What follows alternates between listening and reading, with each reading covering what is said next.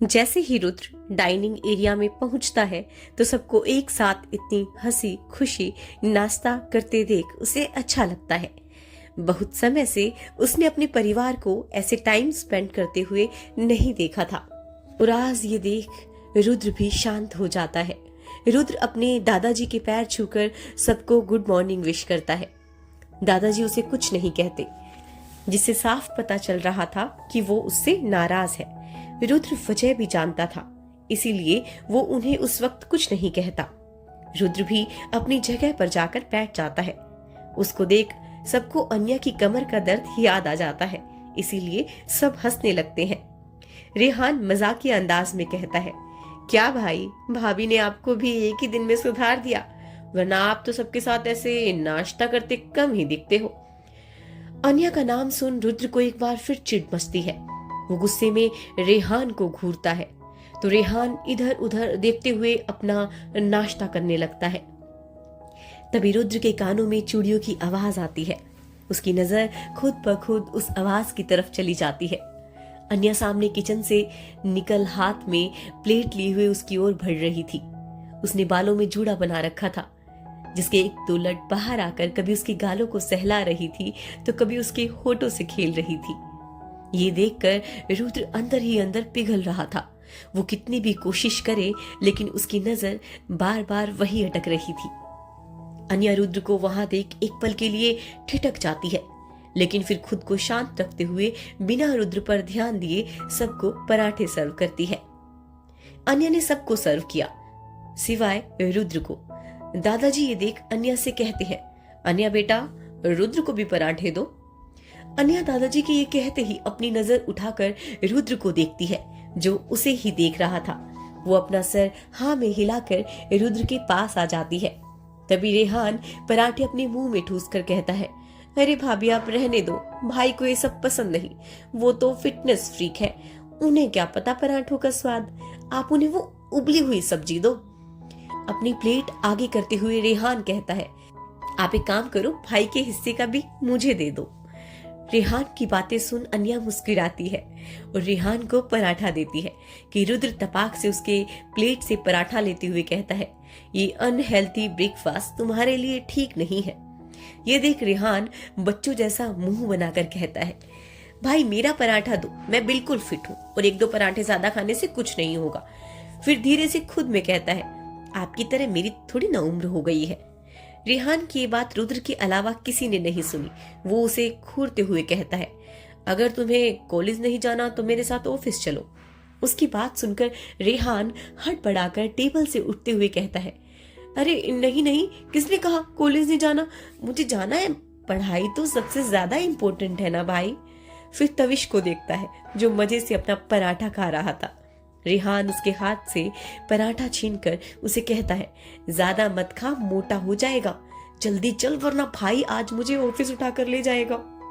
रेहान और तविश वहां से जल्दी से निकल जाते हैं, पर जाते जाते रेहान भागकर रुद्र के प्लेट से वो अपना पराठा लेकर अन्या को हक करके बाय भाभी कहते हुए वहां से भाग जाता है।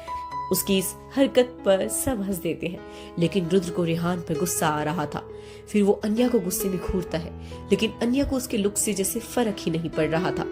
अन्या इतनी खूबसूरत दिख रही थी कि रुद्र का मन उसे छूने का कर रहा था। उसका हाथ अन्या के गालों पर जाने ही वाला था कि वो वहां से चली जाती है। रुद्र खुद की इस हरकत पर शौक हो जाता है। अन्या ने एक बार भी रुद्र को नजर उठाकर ना देखने से रुद्र को चिढ़ मच रही थी। अन्या को देखते हुए शौर्य ने रुद्र को देख लिया था, इसलिए वो उसके पास जाकर धीरे से उसके कान में कहता है, ये लो ऑइंटमेंट, इससे कमर दर्द जल्दी ठीक हो जाएगा, जाके भाभी को लगा दो। और हाँ, नेक्स्ट टाइम भाभी को इतना परेशान मत करना कि उनकी नींद ही पूरी ना हो पाए। इतना बोलकर शौर्य रुद्र को एक शरारती मुस्कान देता है, फिर अभय को हाई फाइव देते हुए वहां से चला जाता है। रुद्र को अभय की बात का मतलब समझ आ जाता है और वहां से गुस्से में अपने कमरे की तरफ चला जाता है। अन्या कमरे में कपबोर्ड से कुछ निकाल रही थी कि तभी रुद्र गुस्से में पीछे से आकर अन्या की कमर को कसकर पकड़ लेता है, फिर उसे कपबोर्ड की दूसरी साइड से सटा देता है। रुद्र के ऐसा करने पर अन्या डर जाती है, लेकिन अपने सामने रुद्र को देख उसे कुछ राहत मिलती है। इस वक्त रुद्र का एक हाथ अन्या के कमर पर था और दूसरा हाथ उसके चूड़ियों से भरे हाथ को दबा रहा था। उसकी आंखों में गुस्सा भरा हुआ था। अन्या खुद का हाथ रुद्र की पकड़ से छुड़ाने की कोशिश करते हुए कहती है, छोड़िए मुझे। रुद्र भड़कते हुए कहता है, लगता है तुम्हें मेरी बात समझ नहीं आ रही। कितनी बार कहा है मेरी पत्नी बनने की कोशिश मत करो, लेकिन नहीं, तुम्हें तो यहाँ सब कुछ करने में मजा आ रहा है। कभी मेरी चीजों को तो कभी मुझ पर अपना हक जताने की कोशिश। इन सब से भी दिल नहीं भरा तो घर के लोगों को हमारे रिश्ते के बारे में मिसलीडिंग थॉट्स जा रहे हैं तुमसे। समझती क्या हो तुम खुद को? तुम जैसी लड़की से मेरा कोई रिश्ता नहीं है। तुम मेरी पत्नी बनने के लायक नहीं हो। तुम्हारी ऐसी औकात नहीं कि तुम मेरे बगल में भी खड़ी हो सको या मैं तुम्हें छूऊं। ये सब कहते वक्त रुद्र की पकड़ अन्या के हाथ पर इस कदर मजबूत हो गई कि अन्या का दर्द आंसू बनकर बाहर आ जाता है। लेकिन रुद्र की बातें उसे ज्यादा तकलीफ दे रही थी। उसकी बातें अन्या को अंदर से तोड़ रही थी। अन्या दर्द भरी आंखों से रुद्र को देख तेज आवाज में कहती है, तो फिर दूर रहो ना मुझसे। यूं बार बार मेरे करीब आकर मुझे याद दिलाने की जरूरत तो नहीं ना। इतना बोलकर वो रुद्र को खुद से दूर करती है और कहती है, मैं नहीं बनना चाहती आपकी पत्नी। आपने मुझसे जबरदस्ती शादी की और शादी के तुरंत बाद रिश्ता मानने से इनकार भी कर दिया। तब भी मैंने कोई शिकायत नहीं की, पर आपका यूं मुझे बार बार याद दिलाना मुझे बोलने पर मजबूर करता है। मैं चुप हूं, इसका मतलब ये नहीं कि आप मुझे कुछ भी सुनाकर चले जाएंगे। इतना बोलकर वो रुद्र को देखती है जो उसे गुस्से में घूर रहा था, जिससे अन्या को और गुस्सा आ जाता है। वो आगे कहती है, अरे नहीं है मेरी हैसियत आपके खानदान में आने की तो ठीक है ना, तो मुझे जाने दो अपने घर। आपने खुद मुझसे 1 साल का कॉन्ट्रैक्ट साइन करवाकर मुझे बांध कर रखा है। आपने कहा था कि मैं इस घर की बहू बन सकती हूँ, तो बस वही फर्ज निभा रही हूँ। तो क्या गलत किया? और रही बात हमारे रिश्ते की, सबको सच्चाई बताने की, तो मैंने किसी से कुछ नहीं कहा, ना मुझे आपके बारे में कहने की जरूरत है। आप मेरे लिए सिर्फ एक अजनबी है जिसके साथ रिश्ता होकर भी नहीं है। आप भी दूर रहो मुझसे। अन्या ने रुद्र को ये सारी बातें एक सांस में कह दी। आखिर इतने दिनों से वो सब अपने मन में दबाए बैठी थी। वो चाहती थी कि वो जितना हो सके रुद्र को इग्नोर करे, लेकिन रुद्र बार बार उसके जख्मों को खुरेदने से पीछे नहीं हट रहा था। रुद्र तो हैरानी और असमंजस के मिले जुले भाव लिए अन्या को देख रहा था। अन्या ने एक नजर रुद्र को देख फिर वहां से चली गई। उसके चेहरे पर गुस्से के साथ भाव का दर्द भी था। वो तो बस अन्या को जाते हुए देखते रह गया। आज तक शायद ही किसी ने रुद्र से इस लहजे में बात की थी। अन्या की बातें सीधा रुद्र के दिल पर असर कर रही थी। उसके जहन में बार बार अन्या की आखिर में कही गई बात गूंज रही थी कि आप मेरे लिए सिर्फ एक अजनबी हैं, जिसके साथ रिश्ता होकर भी नहीं है। ये सब सोच सोचकर रुद्र को अब गुस्सा आने लगा था। उसके मन में यही था कि वो उसका पति होकर भी उसके लिए अजनबी है, क्योंकि उसके दिल में कोई और है। रुद्र कहने के लिए अन्या को कुछ नहीं मानता था, लेकिन अन्या की बातें, उसका होना उसके लिए मैटर करने लगा था, जिसका पता उसको अभी तक नहीं था। वो गुस्से में अन्या के पीछे जाता है, तभी उसका फोन बजता है, जिसे देखकर वो वहां से सीधा अपने ऑफिस के लिए निकल जाता है। इधर रुद्र की बात से अन्या का पूरा मूड खराब हो चुका था। वो हर्ट हो रही थी, लेकिन दादाजी के कहने पर वो उनके साथ बेमन से बाहर चली जाती है। एक बड़ी सी बिल्डिंग के सामने कार रुकती है। ड्राइवर जल्दी से पीछे का दरवाजा खोलता है। उसमें से दिग्विजय जी अन्या बाहर निकलते हैं। अन्या ने हल्के रंग की गुलाबी साड़ी पहनी है और उसके साथ गले में मंगलसूत्र और कानों में छोटी सी हीरे की इयररिंग्स, माथे पर छोटी बिंदी के साथ मांग में लाल सिंदूर, जो कि उसके चेहरे का नूर बढ़ाने के लिए काफी है। दिग्विजय जी अन्या को आज एक खास शख्स से मिलवाने लाए थे। अन्या का मन नहीं था, लेकिन वो दादाजी को मना नहीं कर पाई। अन्या कार से निकलकर एक नजर उस बिल्डिंग को देखती। बिल्डिंग के सामने एक बड़े से बोर्ड पर नाम लिखा था, विंटेज वैल्यूएबल्स क्लब। अन्या नाम पढ़कर कुछ खास रिएक्शन न देते हुए दादाजी को देखती है, जो उसे अपने साथ चलने को कहते हैं। अन्या हाँ में सिर हिलाकर उनके साथ अंदर जाती है। स्टाफ दिग्विजय जी को देख झुककर ग्रीट करते हुए कहते हैं, अन्या को सबका ऐसे बार बार झुककर ग्रीट करना थोड़ा अजीब लग रहा था। दिग्विजय अपने कदम जल्दी बढ़ाते हुए लिफ्ट लेकर टॉप फ्लोर जाते हैं। विंटेज वैल्यूएबल्स क्लब 4 मंजिल बिल्डिंग थी जो काफी खूबसूरत और बड़ी थी। उसका इंटीरियर ऐसा था कि कोई भी उसकी खूबसूरती में खोने पर मजबूर हो जाए। 4th फ्लोर पर आते ही दिग्विजय जी एक बड़े से एरिया में अन्या को ले जाते हैं और वहां बैठे लोगों से कहते हैं, अब किसकी बुराई हो रही है? दिग्विजय जी की आवाज सुनकर सब पीछे पलट कर उन्हें देखते हैं और इसी के साथ सबके चेहरे की मुस्कान दुगनी हो जाती है। वहां बैठे आदमी और कुछ औरतें थी। कपड़ों और पहनावों से कुछ बड़े घर के तो कुछ मध्यम परिवार के लग रहे थे। उनमें से एक आदमी दिग्विजय जी की बात सुनकर मजाकिया अंदाज में कहता है, अब तू आ गया है तो तेरी तो कर नहीं सकते। इतना बोलकर सब एक साथ हंसने लगते हैं। तभी सबकी नजर दिग्विजय जी के बगल में खड़ी अन्या पर जाती है तो सब उनके पास आते हुए कहते हैं, क्यों भाई दीनू, ये कौन है तेरे साथ? तू तो कभी किसी को यहाँ नहीं लाया। तो दीनू नाम सुनकर अन्या दिग्विजय जी का चेहरा देखने लगती है, क्योंकि जब भी रेहान उन्हें ऐसा बोलता था तो वो काफी गुस्सा होते थे, लेकिन आज उनके चेहरे पर कोई गुस्से के भाव नहीं थे। दिग्विजय जी सबकी बात सुनकर अन्या को देखकर मुस्कुराते हुए कहते हैं, मैंने कहा था ना, अगली बार अपने घर की रौनक को लेकर आऊंगा। तो ये है मेरी पोता बहू अन्या राय चौहान। दिग्विजय जी की बात सुनकर सब हैरानी से अन्या को देखकर कहते हैं, क्या तेरे पोते ने शादी कर ली? ये बात अब तक न्यूज में क्यों नहीं आई? और तूने पार्टी भी नहीं दी? कब, कैसे हुआ? किसी को अब तक इसकी खबर क्यों नहीं हुई? क्या तेरा पोता इसे भगा कर लाया है जो चुपचाप शादी करनी पड़ी? क्या तू परदादा बनने वाला है जो ऐसे बिना बताए शादी हुई? सही सही बता, क्या राज है भाई? वहां खड़े सभी लोग एक के बाद एक सवाल पूछे जा रहे थे।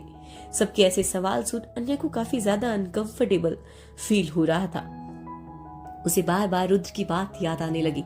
अन्या का उदास चेहरा और भी उदास हो गया और वो धीरे से पीछे हट रही थी कि तभी भीड़ को चीरते हुए कर्कश लेकिन प्यारी आवाज, चुप हो जाओ सब। ये आवाज सुनकर सब पीछे की ओर देखते हैं तो एक लेडी जो करीब 70 साल की होगी, बाल सफेद, चेहरे पर उम्र का तकाजा लेकिन चेहरे पर गजब का तेज, सिल्क की क्रीम कलर की साड़ी के साथ गले में मोतियों की माला। ये थी सियाता मेहता, मेहता परिवार की हेड और दिग्विजय जी की सबसे अच्छी दोस्त, जो अपनी पारखी नजरों से अन्या को देखते हुए उसके सामने खड़ी होकर मुस्कुराते हुए अन्या का गाल छूकर प्यार से कहती है, अरे भाई कब, क्या, कैसे हुआ ये सब? ये सब छोड़ो, देखो तो कितनी प्यारी बहू मिली है दिग्विजय को। आपका नाम क्या है बेटा? अन्या उन्हें ऐसे कहने पर हल्का मुस्कुराकर उनके पैर छूते हुए कहती है, अन्या। सियाता जी को अन्या का नेचर पहली नजर में पसंद आ जाता है। वो प्यार से कहती है, बहुत प्यारा नाम है। आप इन सब की बातों का बुरा मत मानना, इनकी तो आदत है फालतू बातें करने की। सियाता के ऐसे करने पर सबका मुंह बन जाता है। दिग्विजय जी के चेहरे पर प्राउड स्माइल आ जाती है। सियाता दिग्विजय जी को स्माइल करते देख कहती है, वैसे मान गए, तुम्हारी बहू भी नंबर 1 थी और अब पोता बहू भी नंबर 1 है। दिग्विजय जी रहस्यमयी मुस्कान के साथ कहते हैं, तो फिर शर्त की बात भूल मत जाना। सियाता जी दिग्विजय जी को घूर कर देखती है, फिर अन्या को एक एक कर सबसे मिलवाती है। ये जगह एक क्लब थी, बिल्कुल अपने नाम विंटेज वैल्यूएबल्स क्लब के जैसी।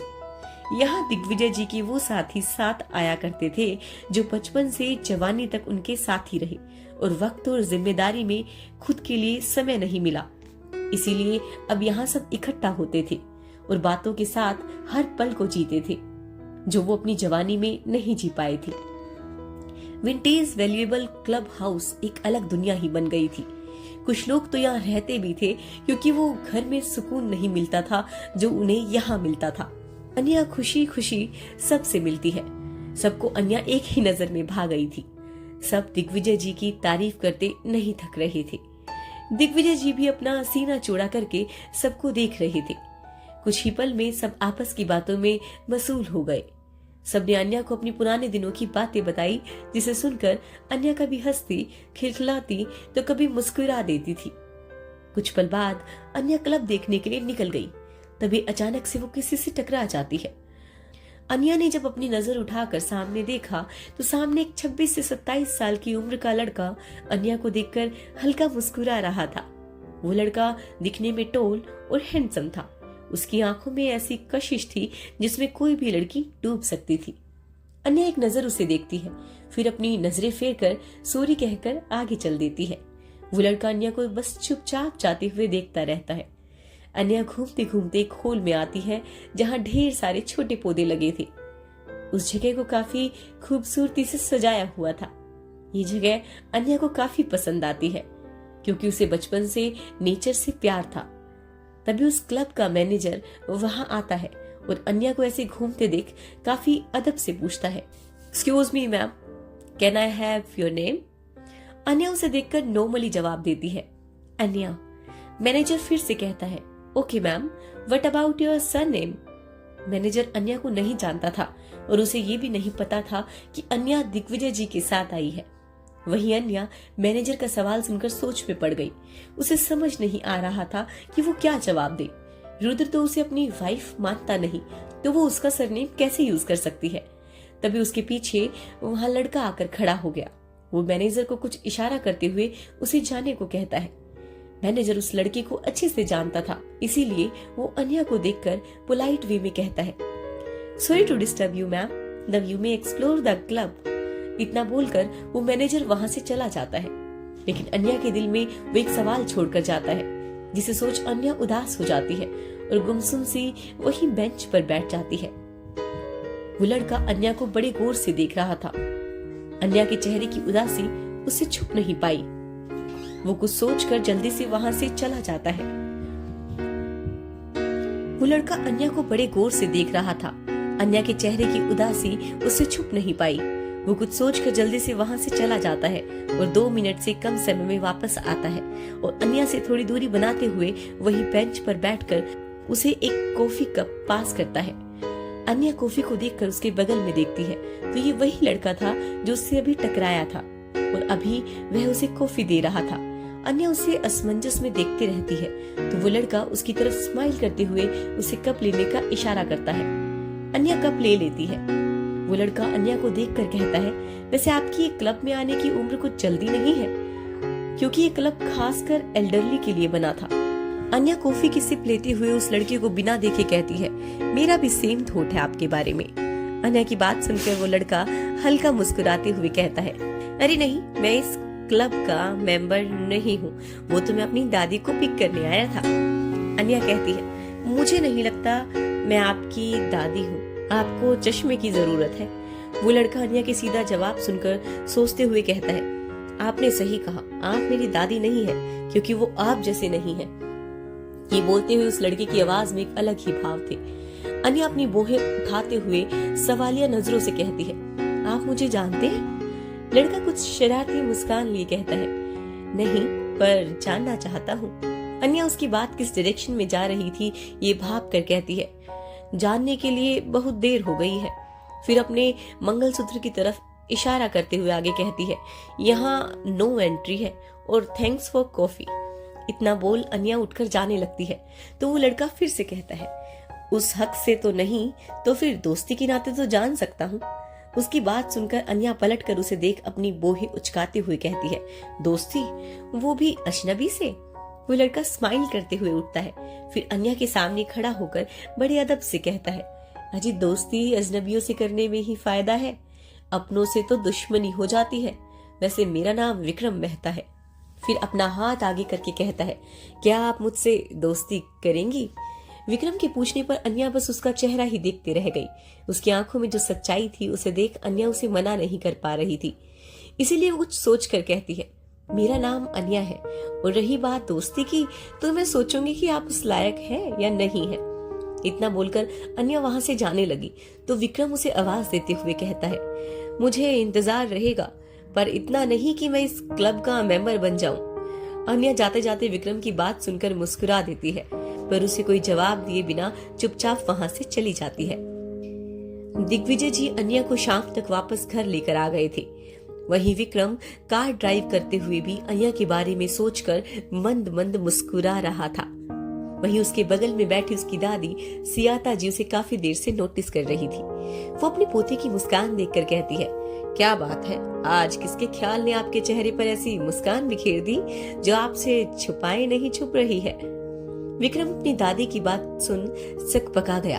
वो खुद को नॉर्मल दिखाते हुए कहता है, किसी की भी तो नहीं दादी माँ, आप तो बेकार में इतना सोच रही हैं। सियाता जी विक्रम के चेहरे के भाव देखकर मुस्कुराती है, फिर अपना सर सीट से टिकाते हुए अपनी आंखें बंद करके कहती है, दादी माँ हूँ आपकी, आपके हर सांस की खबर रहती है मुझे, ज्यादा दिन तक छुपा नहीं पाओगे।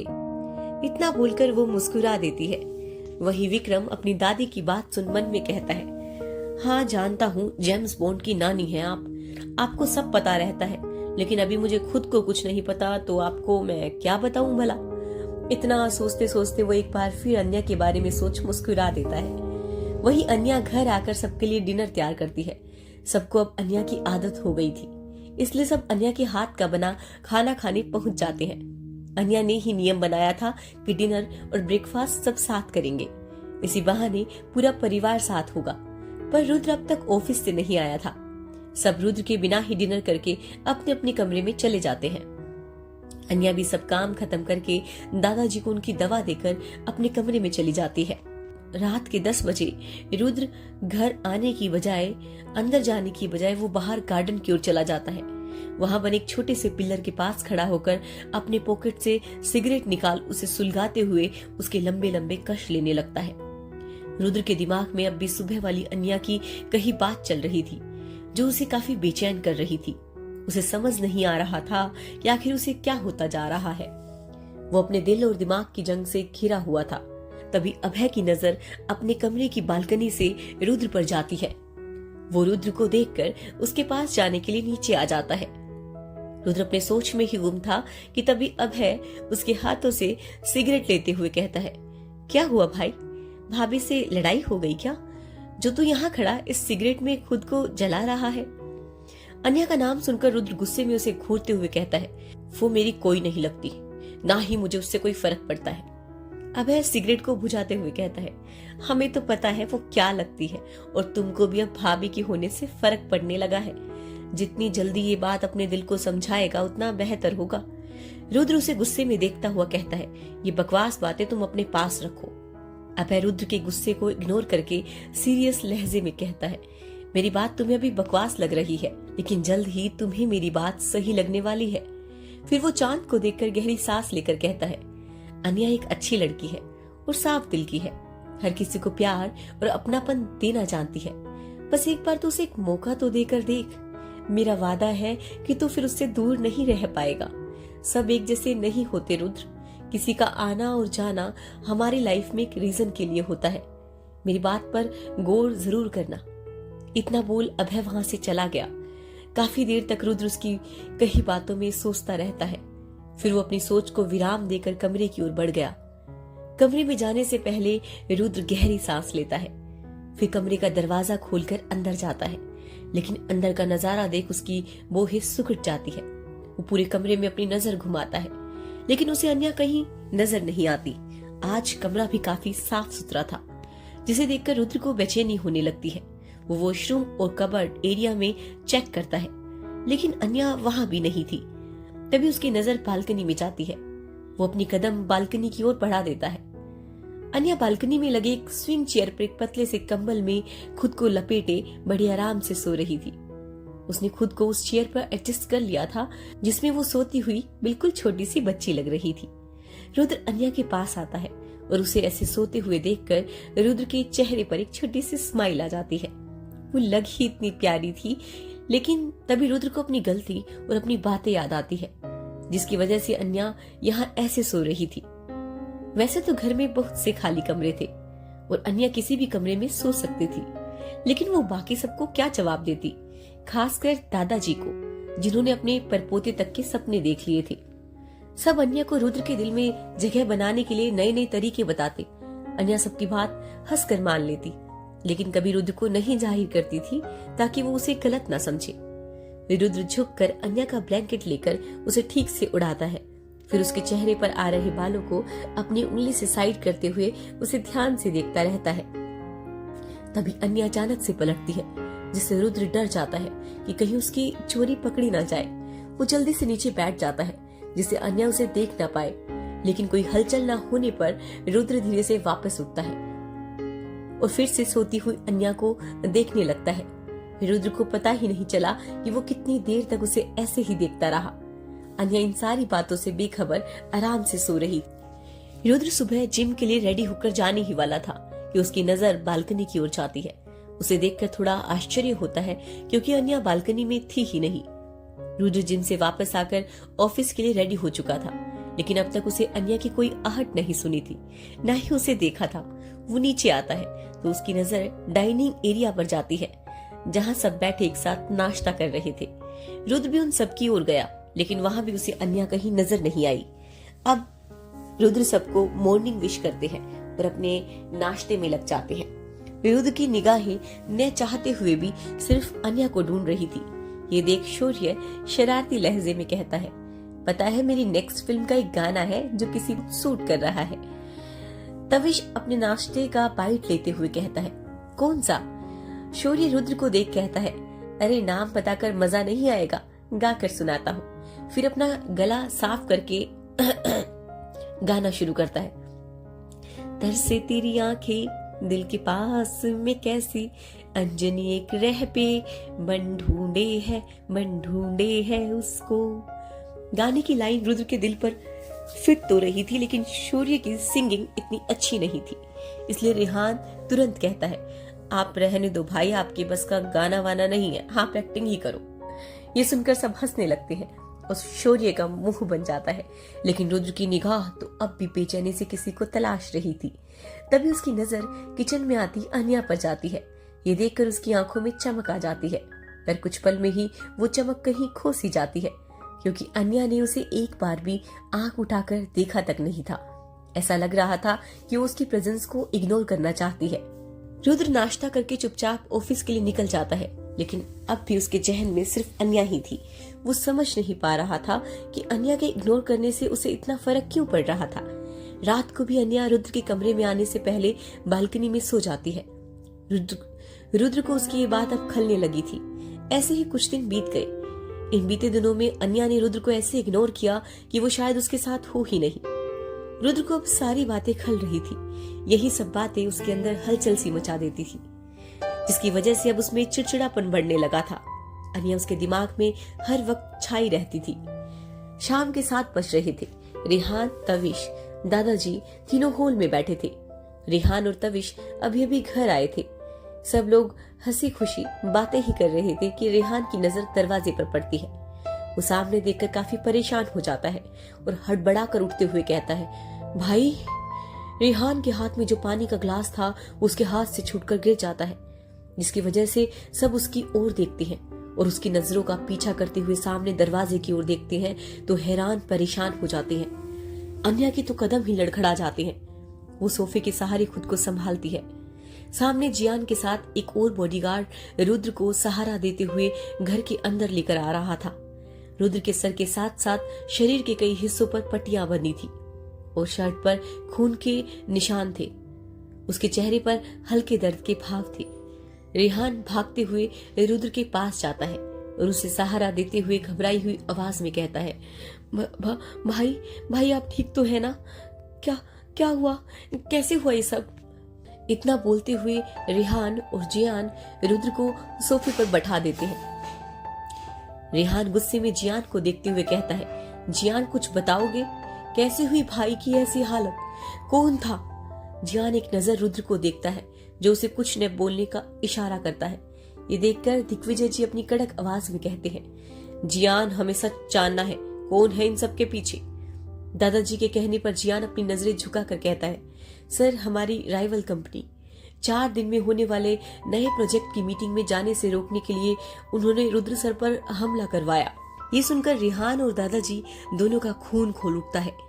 दादाजी गुस्से में कहते हैं, माहिर सहगल, उसकी हिम्मत कैसे हुई मेरे पोते को नुकसान पहुंचाने की?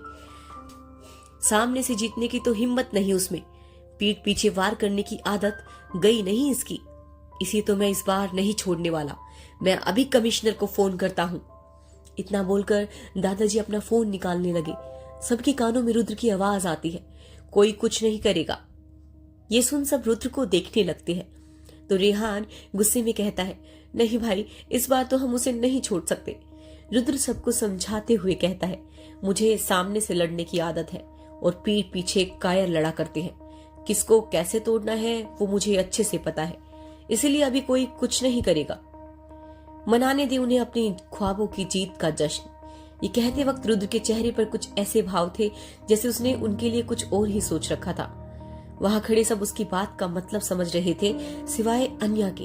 वो तो एक टक रुद्र की चोटों को ही देखे जा रही थी। अन्या रुद्र की चोटें देख उसका दर्द खुद में महसूस कर रही थी। रुद्र की व्हाइट शर्ट में लगे खून के निशान उसे काफी चुभ रहे थे। दादाजी रुद्र की बात से सहमत हुए कहते हैं, जियान, रुद्र को उसके कमरे में ले जाओ। जियान हाँ में सिर हिला देता है और रेहान और जियान रुद्र को उसके कमरे में ले जाते हैं।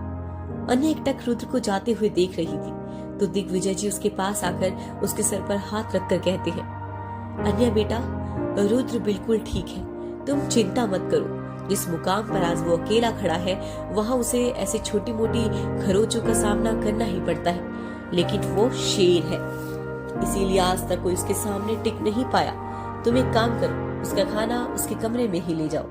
अन्या दिग्विजय जी की बात सुनकर हाँ में सर हिलाती है और फिर अपनी आंखों में आंसू छिपाए वहां से चली जाती है। वो जब कमरे में आती है तो रुद्र सो रहा था, इसलिए उसने उसे जगाना ठीक नहीं समझा। वो वापस नीचे आकर सबको डिनर सर्व करती है। आज टेबल पर अलग ही माहौल था, किसी के मन में गुस्सा तो किसी के मन में उदासी थी। वहां बैठे सभी जानते थे कि रुद्र ने इससे भी बड़े बड़े दर्द अकेले सहे हैं, लेकिन उसने कभी उफ तक नहीं किया। अगर दिग्विजय जी बॉस ऑफ द फैमिली है तो Rudra pillar of the family है। अन्या सबको डिनर कराकर दादाजी को उनकी मेडिसिन देती है, फिर रुद्र के लिए खाना लेकर उसके कमरे में आ जाती है। जैसे ही कमरे में एंटर करती है तो उसकी नजर सीधा रुद्र से मिलती है। रुद्र ऐसा लेटा था जैसे उसी का इंतजार कर रहा हो। अन्या एक नजर उसको देखती है, फिर खाने की प्लेट लेकर उसकी ओर बढ़ जाती है। वो प्लेट टेबल पर रखकर रुद्र को देखने लगती है। उसके राइट शोल्डर पर सबसे ज्यादा चोट थी, इसीलिए वो अपना हाथ उठाकर खाना भी नहीं खा सकता था। ये देखकर अन्या आगे बढ़कर साइड का एक कुशन उठाकर रुद्र के पीछे लगाती है। रुद्र तो बस चुपचाप उसके चेहरे को ही देख रहा था। अन्या रुद्र का पिलो ठीक करके टेबल से खाने की ओर प्लेट उठाती है और खाने का एक निवाला तोड़कर उसकी ओर बढ़ा देती है। ये देखकर रुद्र उसे टोकते हुए कहता है, ये क्या कर रही हो? अन्या अपने हाथ का निवाला देखकर कहती है, मुझे नहीं लगता इस एक्सीडेंट से आपकी आंखें कमजोर हो गई है। आपको पता है मैं क्या कर रही हूँ? उसका ऐसा टेढ़ा जवाब सुनकर रुद्र मन ही मन मुस्कुरा देता है। आखिर इतने दिन बाद तो अन्या ने उससे कुछ कहा था, लेकिन भाई रुद्र तो रुद्र है, इसलिए वो अपनी अकड़ में कहता है, पता है इसीलिए पूछ रहा हूँ, तुम क्यों कर रही हो ये? मैं खुद खा लूंगा।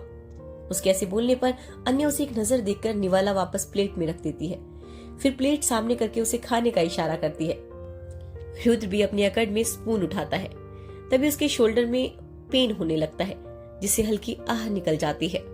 ये देख अन्या काफी घबरा जाती है और तुरंत प्लेट टेबल पर रखकर रुद्र के शोल्डर को टच करके कहती है, क्या हुआ, आप ठीक है? दर्द हो रहा है? कभी तो अपनी अकड़ छोड़कर दूसरों की हेल्प ले लीजिए, पर नहीं, अकड़ में ही रहना है, किसी की बात सुनेंगे थोड़ी। अन्या अपने धुन में रुद्र को हक से डांट रही थी, जिसका अन्या को इल्म ही नहीं था। रुद्र तो बस उसके हिलते होठ ही देख रहा था। उसके हिलते होठ रुद्र को आकर्षित कर रहे थे, लेकिन जब अन्या की नजर रुद्र से मिलती है तो अपनी बातों पर छेप जाती है। वो इधर उधर देखकर जल्दी से खाने की प्लेट उठाकर निवाला रुद्र की तरफ बढ़ा देती है। रुद्र एकटक उसे देख रहा था। अन्या उसकी आंखों में देखकर कहती है, ये मत समझो कि मैं ये आपकी पत्नी होने के नाते कर रही हूँ, ये समझो कि मैं इस घर की कोई सर्वेंट या आपके लिए एक अजनबी हूँ, इस नाते ही खा लो। अन्या की बातें सीधा रुद्र के दिल पर असर कर रही थी। कहीं ना कहीं उसे अपनी कहीं बातों पर पछतावा होने लगा था। उसने अन्या के चेहरे को देखा जो उम्मीद से निवाला उसकी तरफ बढ़ा रहे थे। रुद्र ने भी बिना कुछ कहे अपना मुंह खोल रखा था और अन्या उसे एक निवाला खिला देती है। अन्या का ध्यान रुद्र को खाना खिलाने में था। और रुद्र का ध्यान अन्या की आंखों पर, जिसमें बहुत कुछ था जिसे वो पढ़ नहीं पा रहा था। अन्या जल्दी से जल्दी रुद्र को खाना खिलाकर उसे दवा देती है। तभी उसकी नजर रुद्र के शर्ट पर जाती है जिसमें खून के धब्बे थे। वो जल्दी से वॉशरूम में जाकर एक गीला टॉवल और रुद्र की कबर्ड से उसके लिए दूसरी शर्ट लेकर आती है। रुद्र अपनी आंखें उठाकर अन्या को देखता है तो उसके चेहरे पर दर्द साफ दिखाई देता है। अन्या जल्दी से शर्ट साइड में रखकर एक गीला टॉवल और रुद्र के कबर्ड से उसके लिए दूसरी शर्ट लेकर आती है और उसके सामने खड़ी होकर सोचने लगती है कि अब वो उसे क्या कहे, कहीं वो उसकी बात का कुछ गलत मतलब ना निकाल ले। रुद्र जो अपने फोन में कुछ मेल चेक कर रहा था, वो अन्या को अपने सामने खड़ा देख सवालिया नजरों से अपनी एक आईब्रो उचका कर देखता है। अन्या जल्दी से अपने हाथ में पकड़ी शर्ट आगे करके कहती है, वो शर्ट आपके शर्ट पर खून लगा हुआ है, इसे चेंज करना होगा। अन्या के बोलने पर रुद्र अपनी शर्ट को देखता है तो उसे भी ध्यान आता है कि अब तक वो उसी शर्ट में है, वो तो ऐसे नहीं सो सकता ना। इसीलिए वो हाँ में सर हिलाते हुए जैसे ही उठने वाला होता है तभी उसके कंधे में फिर से जोर का दर्द होता है। अन्या जल्दी से उसके कंधे को पकड़ फिक्र से कहती है, रुक जाए, मैं हेल्प करती हूँ, आप हिले नहीं। रुद्र अपनी आंखें उठाकर अन्या को देखता है तो उसके चेहरे पर दर्द साफ दिखाई देता है। अन्या जल्दी से शर्ट साइड में रखकर रुद्र को थोड़ा उठाती है, पर अब प्रॉब्लम थी कि वो उसकी शर्ट कैसे खोले। ये उसके लिए काफी ऑकवर्ड था। उसके हाथ रुद्र की शर्ट के पास जाकर रुक गए। रुद्र को संकोच करते देख मुस्कुराने लगा। अन्या ने जल्दी से गहरी सांस ली और रुद्र के शर्ट के बटन एक एक कर खोलने लगी। हर बटन खोलने के साथ उसका दिल जोरों से धड़क रहा था। उसने खुद को काबू करने के लिए अपने दोनों होठों को आपस में दबा लिया, फिर धीरे से उसकी शर्ट बॉडी से अलग की। फिर शोल्डर के पास आकर वो ध्यान से शर्ट निकालने लगी। वो दोनों इतने करीब थे कि एक दूसरे की सांसें साफ महसूस कर रहे थे। रुद्र को अन्या से आती खुशबू मदहोश कर रही थी। उसका मन अन्या को बाहों में भरने का हो रहा था, लेकिन जब तक वो अपना हाथ उठाकर उसकी कमर तक ले जाता तब तक अन्या जल्दी से उससे दूर हो गई। वो बिना रुद्र से नजरें मिलाए अपने काम में लगी थी। उसने जल्दी से वो वेट टॉवल उठाया और रुद्र के परफेक्ट बॉडी को धीरे धीरे से टॉवल से साफ करने लगी। अन्या उसकी बॉडी देखकर कुछ शर्मा सी रही थी, जिससे उसके कान के साथ गाल भी लाल हो गए थे। उसका हर एक टच रुद्र की बॉडी में सेंसेशन पैदा कर रहा था, जिससे उसे अलग कुछ महसूस हो रहा था। अन्या ने अपनी नजर उठाकर एक बार रुद्र को देखा जो उसे ही देख रहा था। उसके चेहरे पर कोई भाव नहीं दिख रहे थे, लेकिन आंखें तो बहुत कुछ कह रही थी। अन्या जल्दी से अपनी नजरें फेर कर रुद्र को उसकी शर्ट पहनाती है, फिर उसे बेड पर सही से लेटा देती है। फिर वो जैसे ही जाने के लिए मुड़ती है तभी रुद्र झट से उसका हाथ पकड़ लेता है। अन्या रुद्र के स्पर्श को महसूस कर एक पल के लिए अपनी आंखें बंद कर देती है। वो एहसास उसके लिए काफी जाना पहचाना था। अन्या जल्दी से खुद को नॉर्मल कर सवालिया निगाहों से पीछे पलट रुद्र को देखकर कहती है, क्या हुआ, कुछ चाहिए आपको? रुद्र उसकी आंखों में देखते हुए कहता है, तुम। ये सुनकर अन्या हैरानी से कहती है, जी। रुद्र को जब रियलाइज होता है कि उसने फ्लो में क्या बोल दिया तो जल्दी से खुद को सुधारते हुए कहता है, मेरा मतलब तुम कहाँ जा रही हो? अन्या बालकनी की ओर इशारा करते हुए कहती है, बालकनी में सोने। रुद्र तुरंत कहता है, उसकी जरूरत नहीं है, तुम यहाँ सोफे पर सो सकती हो, बाहर बहुत ठंड है। रुद्र का ऐसा कहना अन्या के लिए शौक से कम नहीं था। वो उसे नासमझी में देखते हुए कहती है, पर आपने ही तो। वो इतना ही कह पाती कि रुद्र उसकी बात बीच में काटते हुए कहता है, और अब मैं ही कह रहा हूँ, यहीं सो जाओ। ये बोलकर वो अन्या का हाथ छोड़ देता है। अन्या अब तक असमंजस में रुद्र को ही देख रही थी। उसे रुद्र एक पहेली जैसा लग रहा था, जिसे जितना जानने की कोशिश करो उतना ही उलझते जाओ। वो मन में द्विधा लिए सोफे पर आकर लेट जाती है और कुछ ही देर में उसे नींद आ जाती है। अन्या को सोया हुआ महसूस कर रुद्र अपनी आंखें खोलकर अपने सामने देखता है, जहां अन्या बड़े आराम से सोई हुई थी। वो उसे एकटक देखता रहता है, जिसे उसे देखने भर से उसका दर्द, सारी तकलीफ गायब हो रही हो। रुद्र अन्या को देखते देखते कब सो जाता है उसे पता ही नहीं चलता। अन्या अपने वक्त पर ही उठती है। उसकी नजर अपने सामने बेड पर सोए रुद्र पर आती है। रुद्र के बाल उसके माथे की सफेद पट्टी पर बिखरे हुए थे। जो उसे अट्रैक्टिव बना रहे थे। अन्या उसको यह सुकून से सोता देख मुस्कुराते हुए वॉशरूम में फ्रेश होने चली जाती है। वह कुछ देर बाद नहाकर बाहर आती है। आज उसने हल्के हरी रंग की साड़ी और उसी के साथ फुल स्लीव्स ब्लाउज पहना था। वो एक नजर सोते हुए रुद्र को देखकर मिरर के सामने आ जाती है।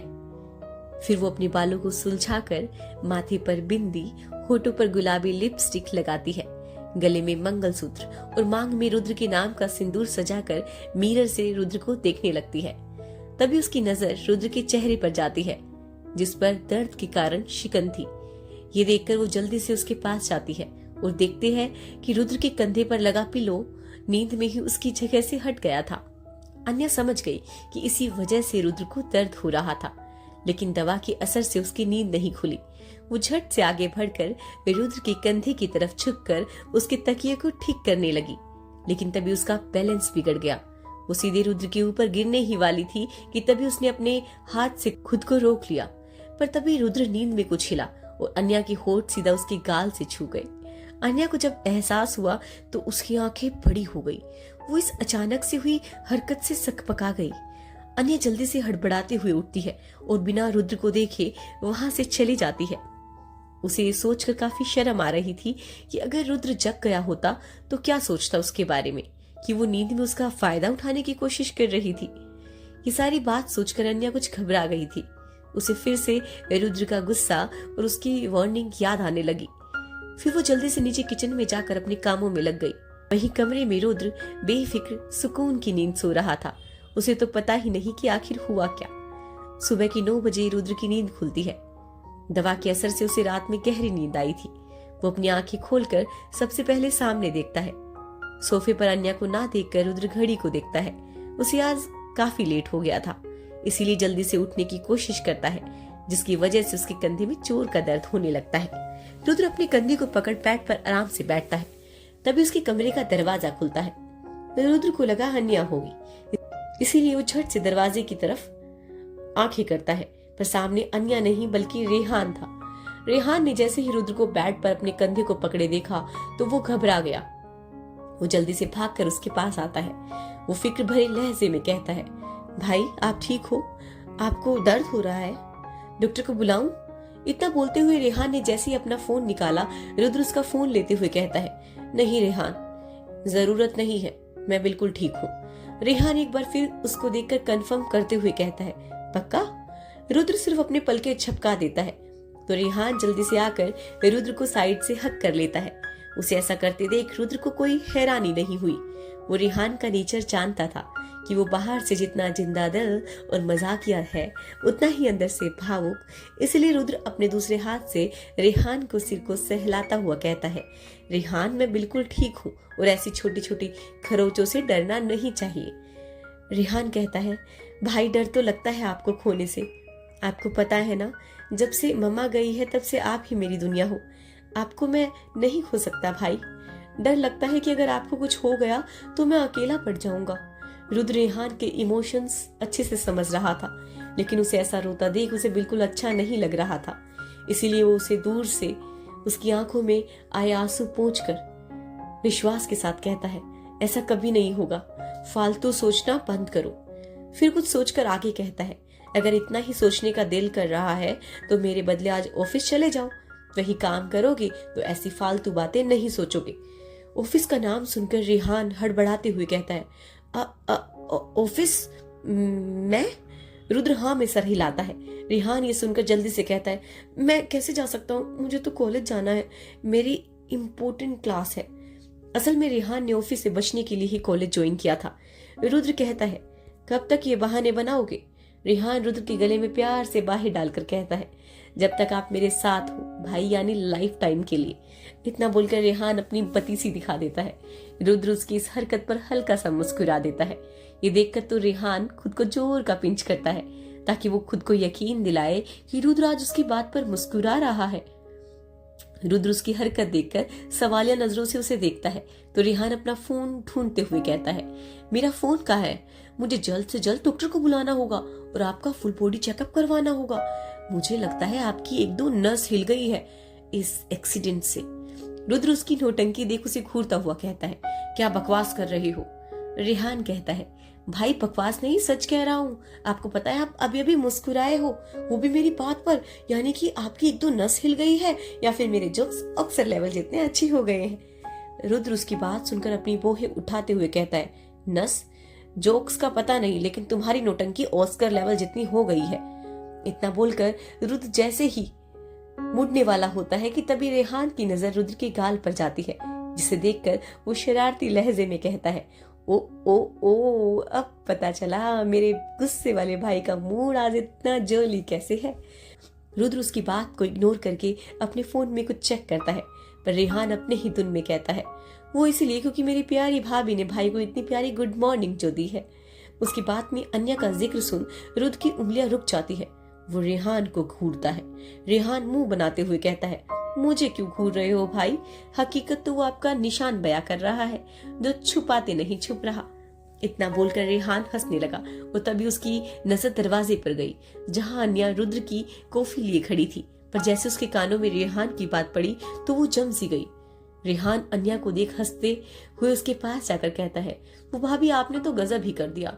फिर कान के पास जाकर धीरे से कहता है, वैसे ये गजब आप रोज किया करो, ताकि मेरे एक्सप्रेशनलेस भाई के चेहरे पर कुछ अलग तो भाव दिखाई दे।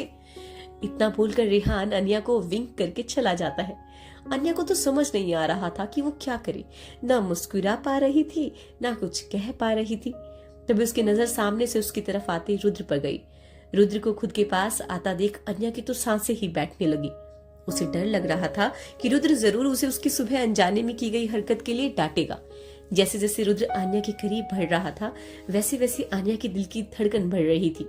उसने तो डर से अपनी आंखें तक बंद कर ली थी।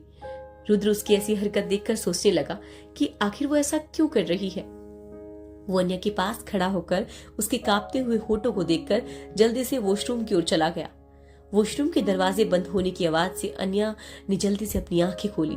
वो रुद्र को अपने पास ना देखकर दिल पर हाथ रखकर एक चैन की सांस लेते हुए मन में कहती है, अभी तो बच गई अन्या, पता नहीं कब तक बचती रहेगी। इस रुद्रदेव का प्रकोप कभी भी तुझ पर गिर सकता है और बेहतर यही होगा कि मैं इसके सामने ना आऊं। इतना बोलकर वो जल्दी से कॉफी टेबल पर रखकर वहां से चली जाती है। वही वॉशरूम में रुद्र मिरर के सामने खड़ा होकर फ्रेश होने के लिए टैप ऑन करता है कि तभी उसकी नजर अपने चेहरे पर लगे निशान पर जाती है, जिससे उसे रेहान की बात याद आती है। वो उस निशान को अपनी उंगली से छूता है तो उसे एहसास होता है कि ये लिपस्टिक का निशान है। रुद्र सोच में पड़ जाता है कि आखिर लिपस्टिक का निशान उसके गाल पर कैसे आया।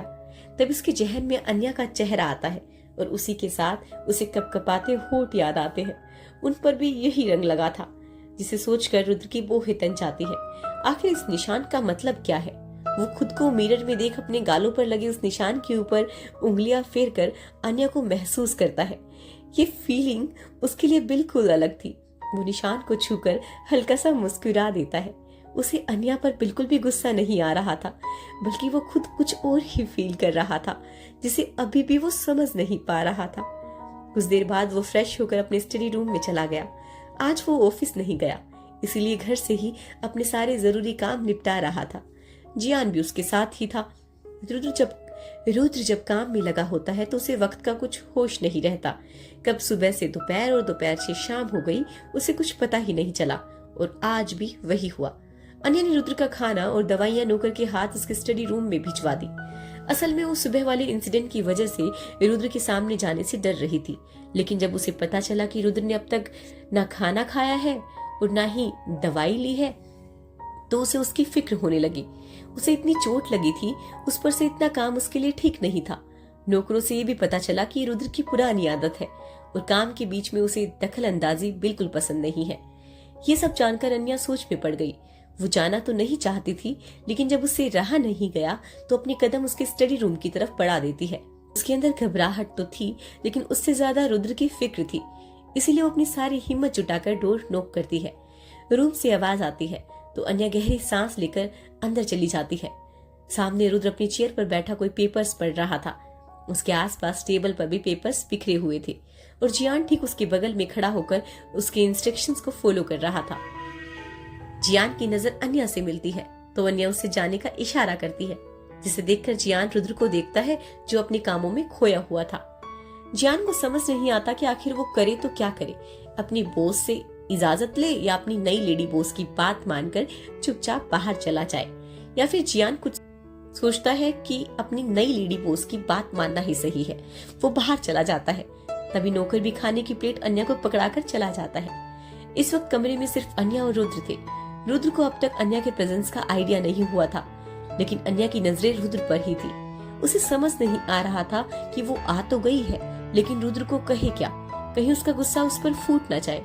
यही सब सोच सोचकर वो घबराहट में अपने हाथ मसलती है, जिससे उसके हाथ में पहनी चूड़ियां खनक जाती है।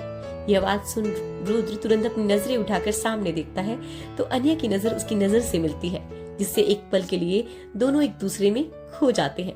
लेकिन अन्या जल्द ही होश में आते हुए अपनी नजरें झुका लेती है। रुद्र उसे देखते हुए कहता है, तुम यहाँ कोई काम था? अन्या अपनी घबराहट छुपाते हुए खाने की ओर इशारा करके कहती है, हाँ वो खाना। इतना बोलकर वो चुप हो जाती है। रुद्र भी वहां रखे प्लेट को देखकर वापस अपनी फाइल को देखते हुए कहता है, तुम रख दो, मैं बाद में खा लूंगा। रुद्र के ऐसे कहने पर अन्या कहती है, दोपहर से तो रखा है, अब तक शाम होने को आई है, आपको इतना काम नहीं करना चाहिए, चोट लगी है आपको। अन्या के ऐसे कहने पर रुद्र की नजर सीधा उस पर जाती है जो इस वक्त सर नीचे करके खड़ी थी। रुद्र अपनी फाइल बंद कर चेयर से उठकर ठीक अन्या के सामने खड़ा हो जाता है। अन्या रुद्र के करीब होने से सहम सी जाती है। वो अपनी कदम पीछे करते हुए कहती है, मैं पत्नी होने के नाते नहीं कर रही हूँ, मैं वो इतना बोलकर वो सोचने लगती है कि तभी रुद्र उसे देखते हुए कहता है, अजनबी और नौकरों में इतनी हिम्मत नहीं कि वो रुद्र राय चौहान पर हुक्म चला सके। रुद्र को ऐसा कहने पर अन्या असमंजस में उसे देखने लगती है। रुद्र बिना कुछ कहे सोफे पर बैठ जाता है और खाना खाने लगता है। खाना खाते वक्त अब रुद्र को कुछ दर्द का एहसास हो रहा था, पर वो बिना इस बात को जाहिर किए अपना खाना खाने में लगा था। अन्या उसका दर्द देख पा रही थी, इसलिए वो जल्दी से कमरे से बाहर जाती है और 2 मिनट में आइस पैक लेकर आती है। फिर रुद्र की कंधे और बाजू के बीच रख देती है। अन्या की ऐसी करने पर रुद्र अपनी नजरें उठाकर उसे देखता है, पर कहता कुछ नहीं। उस देर में रुद्र अपना खाना फिनिश करके वापस अपने काम में जाने ही वाला था कि तभी अन्या तुरंत आगे बढ़कर उसकी बाजू पकड़ लेती है। रुद्र पलटकर अन्या के हाथ को देखता है जो उसके बाजू को पकड़े रखा था। अन्या तुरंत अपना हाथ हटाकर कहती है, आप सुबह से काम कर रहे हैं, अब आपको रेस्ट करना चाहिए, नहीं तो आपके हैंड में स्वेलिंग आ जाएगी। उसके कहने पर रुद्र बिना कुछ कहे अपना लैपटॉप उठाकर कमरे से बाहर चला जाता है। अन्या तो हैरान सी बस रुद्र को देखती रहती है। वो मन में कहती है, अन्या इस अकड़ू राय चौहान को क्या हो गया है? ये तेरी बात इस आज्ञाकारी बच्चे के जैसे क्यों मान रहा है? वैसे तो हर वक्त अपनी नाक आईफल टावर से भी ऊंची करके अकड़ में रहता था। जरूर इसके सर पर चोट लगी है, इसलिए आज ये बदला बदला लग रहा है। वैसे मुझे ये आज्ञाकारी राय चौहान को जम नहीं रहा। इतना बोलकर वो भी कमरे में निकल जाती है। इस वक्त रात के 2 बज रहे थे। रुद्र अपने जरूरी कामों में लगा हुआ था। अन्या सोफे पर आराम से सोई हुई थी। तभी काम करते करते रुद्र के हाथों में कुछ दर्द होने लगा, जिसे खुद के हाथों को रिलैक्स छोड़कर वो लैपटॉप बंद कर देता है। जैसे ही वो लैपटॉप टेबल पर रख रहा था, तभी उसकी नजर सामने सोफे पर सोई हुई अन्या पर जाती है। कमरे में सिर्फ रुद्र के साइड की लाइट चल रही थी।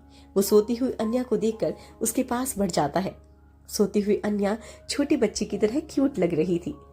रुद्र उसे देखते देखते कहीं खो सा गया। वो घुटनों के बल बैठकर अन्या के चेहरे को करीब से देख रहा था।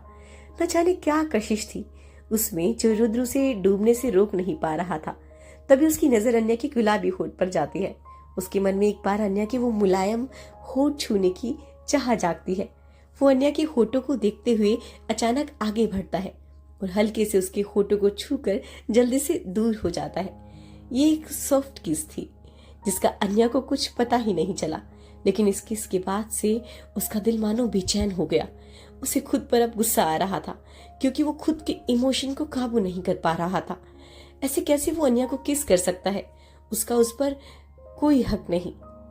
क्या रुद्र समझ पाएगा अपने दिल में उठे जज्बातों को, या अपने पुराने जख्मों के कारण कर देगा अन्या को खुद से दूर?